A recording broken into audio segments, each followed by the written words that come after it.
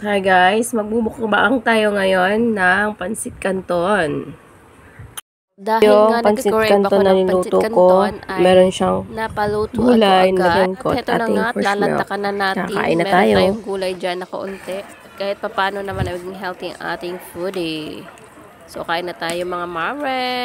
Around 5 PM na ito. Bigla ang nagutom ang Juntis. Actually guys, minsan lang naman kami kumain ng processed food. Itong noodles nga. So, twice a week lang yan. Kami kumakain. Diba? Sarap na sarap ako sa pansit canton.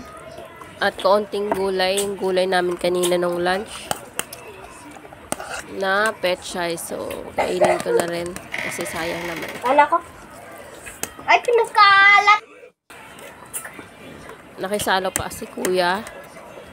Gusto lang niyang tikman kung maanghang or hindi. Kaso maanghang itong niluto ko guys. Tikman lang niya. Pero yung bata dun sa gilid ko ay kumakain siya kahit maanghang.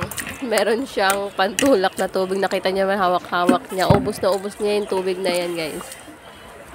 O, diba? Pag ganitong buntis ka pala ay mahirap labanan ang cravings. Matamis.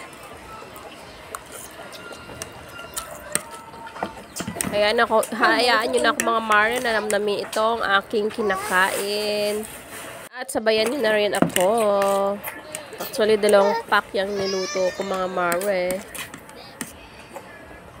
At medyo madami din siya. Siguro hindi na ako kakain ng dinner nito or kain na lang din ako pag nagutom ako.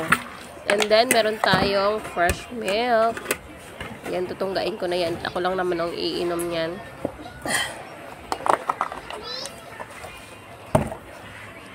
At heto na nga, paubos na ang ating pansit canton. Diba? Craving satisfied na naman ang Juntis neto. Oh. Parang nanawa na ako sa kinain ko. Parang ayaw ko na talaga ubusin. Pero sayang naman kasi.